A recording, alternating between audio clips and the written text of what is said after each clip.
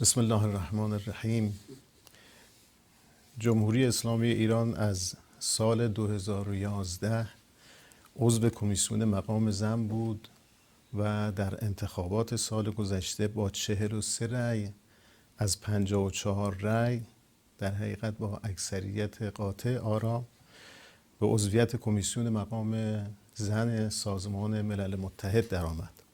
اما قطعنامه خصمانه ایالات متحده آمریکا برای لغو عضویت ایران در کمیسیون مقام زن در تاریخ 14 دسامبر 2022 با 29 رأی به تصویب رسید.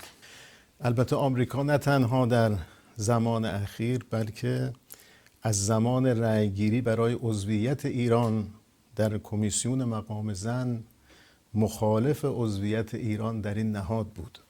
اما این بار از تحولات داخلی ایران سوء استفاده کرده و با استفاده از عدم آگاهی برخی از کشورها در مورد شرایط داخلی ایران تصویب قطعنامه لغو عضویت ایران در این کمیسیون رقم خورد.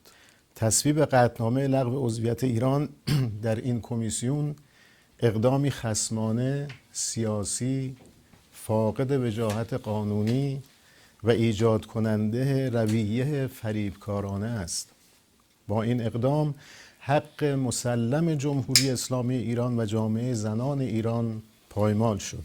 این اقدام غیرقانونی برای حذف یک عضو قانونی کمیسیون مقام زن که به دلیل سکوت متن آیین‌نامه داخلی و با استفاده از خلأهای مفهومی و متنی در اسناد سازمان‌های بین‌المللی ایجاد شد، سدی برای ارتقاء حقوق سیاسی، اقتصادی و اجتماعی و آموزشی زنان ایران است. این اقدام آمریکا توهین به کشورهایی است که سال گذشته به عضویت ایران در این کمیسیون رأی دادند. جامعه زنان ایران اما فعال، پویا، آگاه و توانمند برای پیشرفت خود و نسل‌های بعدی تلاش می‌کند و بعد از این نیز برای پیشرفت خود تلاش خواهد کرد. ارائه قطعنامه توسط آمریکا که مصادیق نقض حقوق بشر به ویژه زنان رنگین پوست در آن بسیار زیاده است، مضحک است. کشوری که حتی برای ارسال باند پانسمان بیماران پروانه‌ای و داروهای بیماران خاص ممانعت می‌کند، چگونه می‌تواند حامی حقوق زنان ایران باشد؟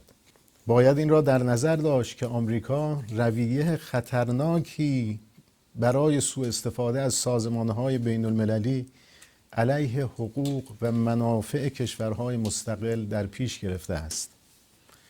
ایجاد رویه‌های نادرست و غیرقانونی و فقدان مبنای حقوقی برای این گونه اقدامات در آیین‌نامه کار شورای اکوسوک از اعتبار یک نهاد بین المللی کاسته و آن را در جهت منافع گروهی خاص هدایت می کند.